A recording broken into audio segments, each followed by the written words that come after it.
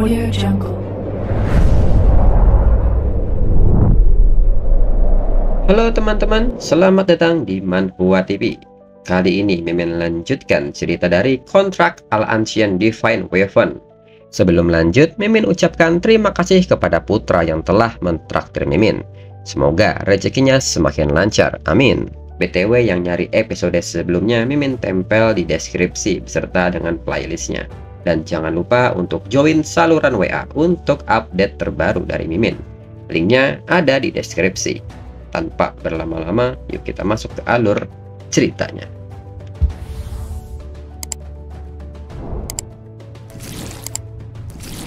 Cerita berlanjut.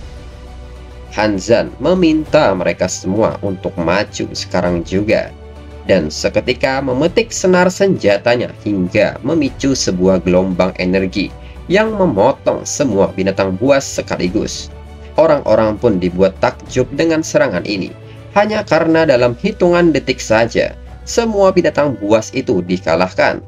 Mereka pun bertanya-tanya apakah ini benar-benar spirit E-level. Jika kekuatan seperti itu dia dipanggil sampah, lantas mereka ini apa?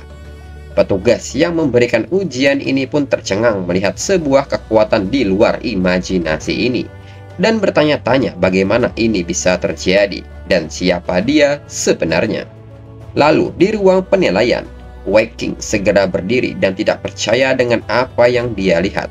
Mereka hanya perlu waktu 30 detik untuk membunuh Black Oyster, tapi dia hanya menyelesaikannya hanya dalam hitungan detik.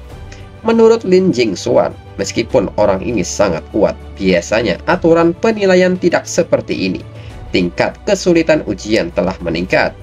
Mendengar hal ini, Zhao Hu seketika bereaksi dan mengatakan bahwa ini adalah tambahan sementara dari pelindung kota Deep Blue mereka. Mereka percaya bahwa mereka tidak boleh menyia-nyiakan bakat dan memberikan contoh yang buruk. Dalam pikiran Zhao Hu, dirinya merasa ini situasi yang sangat sial. Mengapa Hanzan begitu kuat? Namun Zhao Hu akan menunggu lebih dulu dan melihat bagaimana cara Hanzan membunuh 20 Black Oyster selanjutnya. Menurut Waking, ini tidak apa-apa. Kesulitan pengujian mereka saat ini juga sama.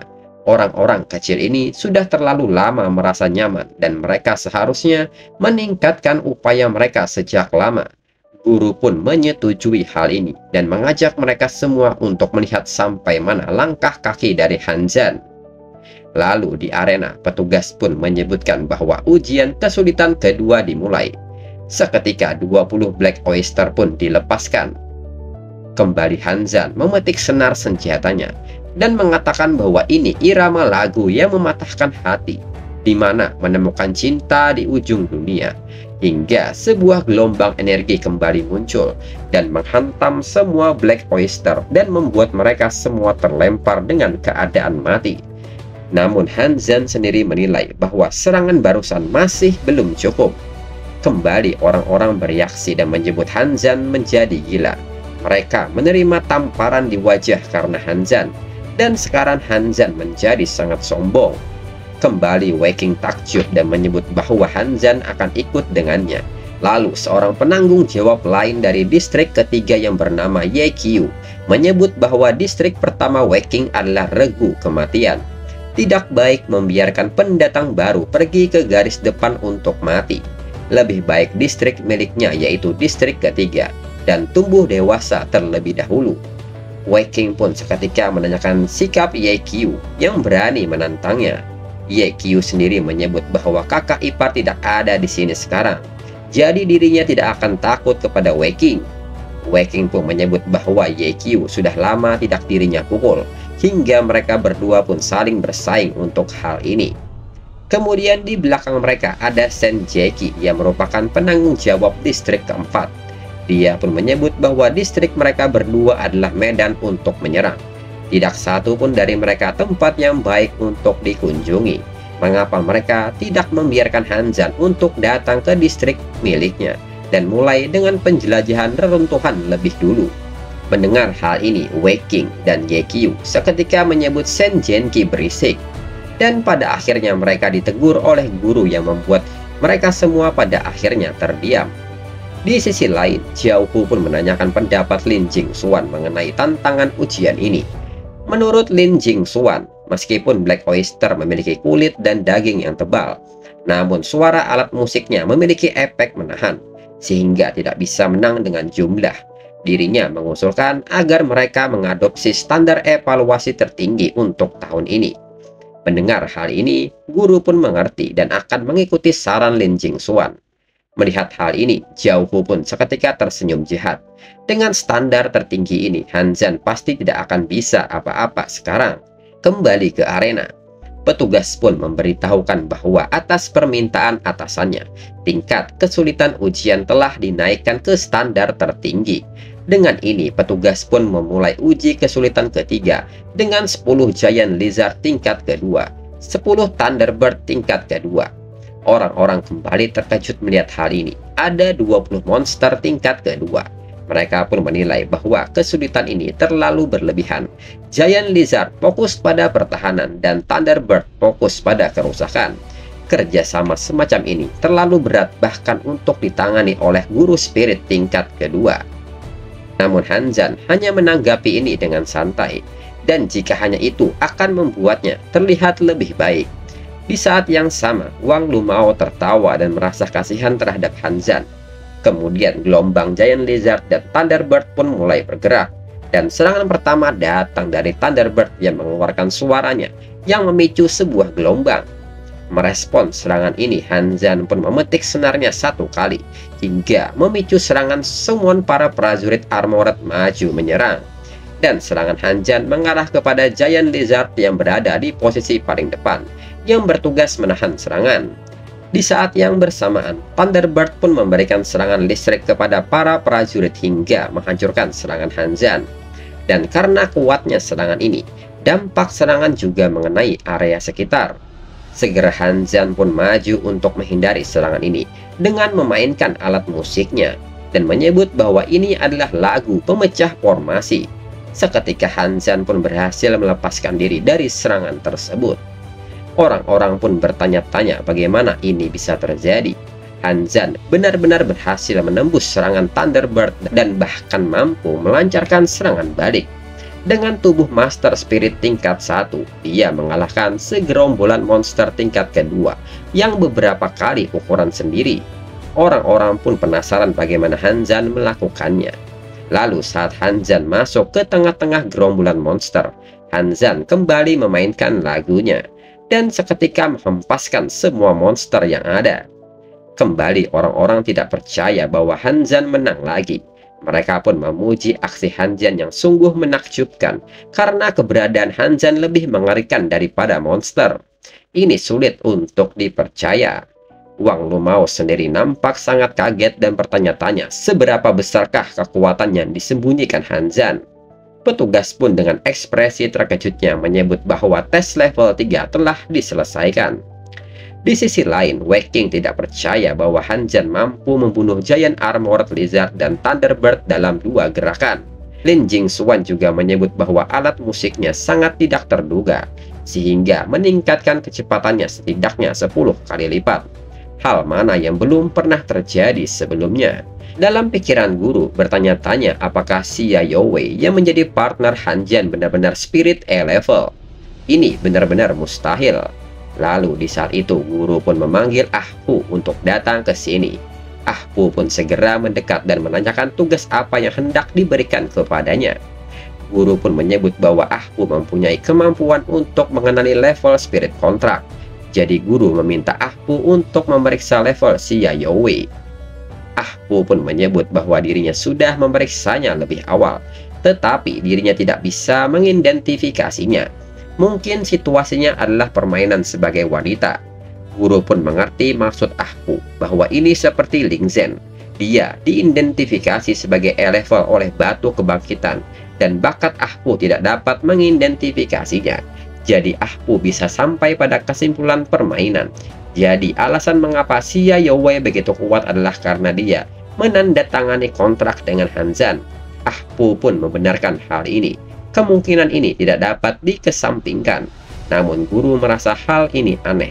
Jika benar, maka Lin Zhen dan Han Zhan perlu bertemu. Lalu guru pun menanyakan nama spirit level milik Lin Zhen waktu itu. Dan Ah Pu pun mengatakan bahwa namanya adalah Shen Nong Trifort. Kembali ke arena, Han Zhan pun kembali mengatakan kepada petugas bahwa dirinya ingin melanjutkan tantangan ini. Petugas pun kembali menanyakan apakah Han Zhan yakin dengan pilihannya. Han Zhan pun menyebut bahwa dirinya sangat yakin. Petugas pun mengabulkan permintaan ini dan meminta Han Zhan untuk berhati-hati. Segera, gelombang monster level keempat pun berdatangan. Dan segera, para monster pun mulai menyerang Han Zhan. Han Zhan pun segera menghindari serangan mereka dan segera memainkan alat musiknya. Dan seketika dengan sekali getaran senar, tubuh monster pun terpotong. Kembali, Han Zhan pun maju menyerang gerombolan monster. Dengan ini, Han Zhan ingin mengetahui sampai manakah batasan dirinya. Setelahnya, tes kesulitan level 5, level 6, level 7, level 8, dan level 9 bisa dimenangkan oleh Han Zhan. Petugas dengan muka tidak percaya mengatakan bahwa Han Zhan telah memenangkan 9 level berturut-turut, dan inilah waktunya untuk mengakhirinya. Namun Han Zhan tidak ingin ini berakhir begitu saja, dan ingin melanjutkan tantangan hingga level ke-10. Petugas pun menyebut Han Zhan sudah gila. Sejak tes dimulai, belum ada yang berhasil menantang tingkat kesulitan level 10. Orang-orang yang mendengar hal ini tidak bisa mempercayai keinginan Han Zhan, karena Han Zhan baru saja terbangun, jadi tidak mungkin dia bisa mengalahkan level 10. Level 10 adalah tingkat akhir, dan itu akan menjadi monster tingkat ketiga yang nyata. Jadi jika Han Zhan tidak ingin mati, sebaiknya dia menyerah sekarang. Di sisi lain, Wei Qing menyebut bahwa dalam sistem pengujian ini, dirinya hanya ditantang untuk tingkat level 9 pada hari itu. Namun hal ini juga akan memperbarui catatan sejarah pada abad yang lalu. Lin Jingxuan menyebut bahwa Han Zhan adalah talenta hebat. Dirinya harus membiarkan Han Zhan bergabung dengan distrik kedua. Namun Wei Qing segera merespon hal ini dan menyebut Lin Jingxuan mencoba merebut orang-orang dari distrik pertama dengannya di sini. Lin Jingxuan pun tersenyum dan mengatakan, mengapa tidak dengan aura menantangnya. Lalu di arena, petugas pun mengatakan jika Han Zhan ingin bersikeras menantangnya, dirinya tidak akan menghentikannya. Tapi dengan kondisi Han Zhan saat ini, mustahil bagi Han Zhan untuk bisa menang.